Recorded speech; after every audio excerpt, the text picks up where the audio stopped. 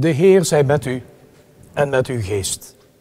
Uit het heilige evangelie van onze Heer Jezus Christus volgens Mattheüs. Lof zij u, Christus.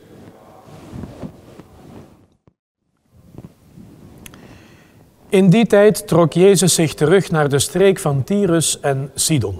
Op een gegeven ogenblik trad er een Canaanese vrouw uit dat gebied naar voren, luid roepend: heb medelijden met mij, Heer, zoon van David.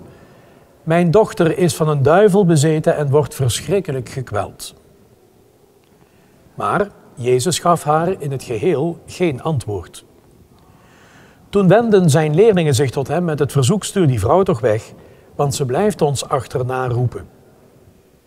Hij antwoordde: ik ben alleen maar tot de verloren schapen van het huis van Israël gezonden.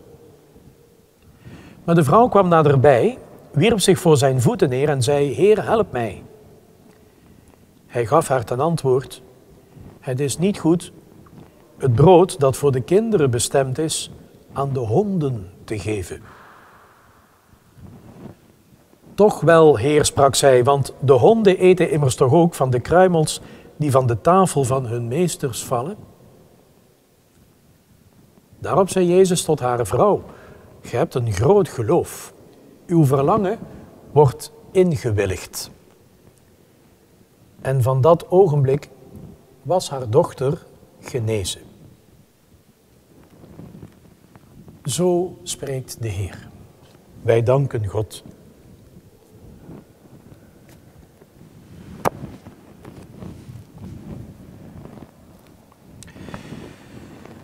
Dat kan ons merkwaardig in de oren klinken en koud op het lijf vallen. Die reactie van Jezus op die vrouw in het evangelie: Heer, help mij. Eerst zwijgt hij, dan zegt hij niet veel te kunnen of te willen doen. En pas ten lange leste, na een hoop aandringen, geeft hij haar gehoor. Je zou dat op verschillende manieren kunnen verklaren. Jezus had een dip. Hij was feitelijk gevlucht, weg uit Israël waar het hem te warm werd onder zijn voeten, omdat hij zijn tegenstanders de les had gelezen over waar het in geloof feitelijk om gaat, meer dan om louter uiterlijke regels en wetten, is geloof allereerst een kwestie van een oprecht en eerlijk hart. Jezus had hun geloof uitgemaakt voor lippendienst. En ja, dat was niet goed gevallen, natuurlijk niet. Om de gemoederen tot bedaren te brengen, zijn tijd was nog niet gekomen, neemt hij de wijk naar de heidense steden buiten Israël. Bezinning in de luwte zou je het misschien kunnen noemen. Je zou dan kunnen zeggen dat Jezus in die situatie tegen die vrouw zegt: mevrouw, nu even niet. Maar dat is Jezus niet, zo kennen we hem niet, zo is hij niet. En bovendien, als dat zo zou zijn, zoiets onnozels zou een evangelist nooit hebben opgeschreven. Je zou ook kunnen zeggen, dat is wel een sterk punt, met deze terughoudendheid drukt Jezus ons op het hart dat we in Gods naam toch niet overal achteraan zouden rennen. Hij is er zich van bewust dat zijn eerste taak in Israël ligt. Zo was het ooit bedoeld, dat in Israël Gods heil aanwezig zou zijn en dat in en door dat heilige volk van God Gods licht zou stralen over heel de wereld. Zo was het bedoeld. En dan kun je toch niet in een vloek en in een zucht zomaar ineens hele andere wegen gaan. Jezus waakt over de weg die hij moet gaan, over zijn eerste zorg, namelijk het volk van God. Dan zou dit evangelie voor ons een krachtige oproep kunnen zijn om ook zelf te waken over onze eigen eerste taken in het leven.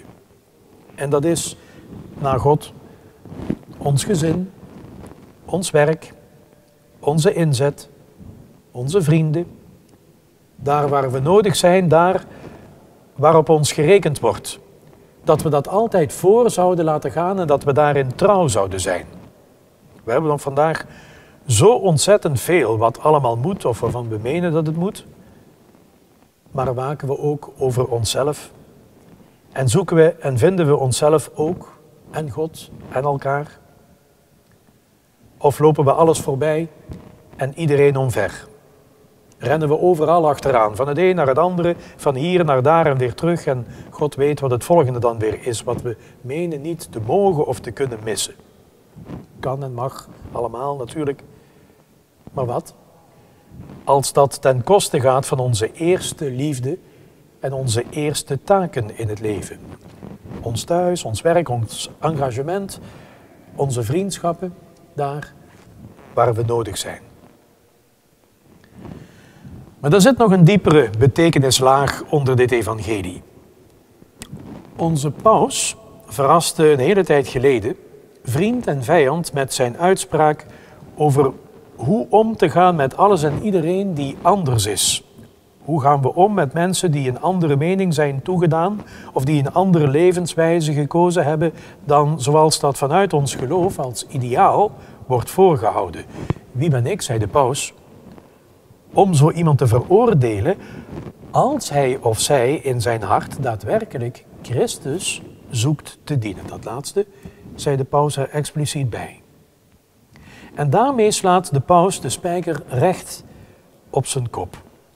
De vraag in het evangelie is eigenlijk, hoe ga je nou om met alles wat anders is dan zoals jij het je voorstelt, ook als kerk? Je hebt een beeld, maar de praktijk blijkt vaak weerbarstiger. De kerk heeft een duidelijk beeld van huwelijk en gezinsleven. Maar ja, bekijk de gezinnen eens van de dopelingen, van de communicanten, van de vormelingen. Hoeveel zijn er nog bij elkaar? De kerk heeft een heel duidelijk beeld ook van kerkbetrokkenheid. Maar ja, de kerk heeft een hele heldere visie op hoe je als mens in het leven zou staan. Maar ja, het is nou niet bepaald het evangelie of geloof, hoop en liefde die in onze samenleving regeren. Hoe ga je daarmee om? Er is altijd spanning tussen zus en zo, tussen links of rechts, conservatief, progressief, nog los van de vraag wat dat eigenlijk wil zeggen. Want menigeen die 40 jaar geleden voor progressief doorging, noemt zich nu nog zo, niet in de gaten hebbende dat hij inmiddels conservatief is. Dat is volgens mij eigenlijk de vraag bij ons. Maar blijkbaar was het 2000 jaar geleden in het evangelie niet anders. Hoe kun je het zo doen dat je enerzijds meedoet, maar anderzijds je eigen waarden en normen, in en vanuit je geloof, niet verkwanselt? Je kunt je terugtrekken op een eiland, je verder van niks of niemand iets aantrekken, geloof ondertussen helemaal voor jezelf reserverend. Of je kunt wild om je heen slaan. Of je kunt als kerk de ramen en de deuren dicht doen en in jezelf terugkeren en voor de rest de boel laten.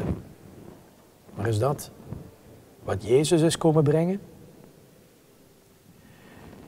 Tegen die achtergrond van dat het heil van God eerst ergens thuis moet komen bij mensen, om vervolgens een uitstraling te hebben naar buiten toe, tegen die achtergrond hebben wij een missionaire taak.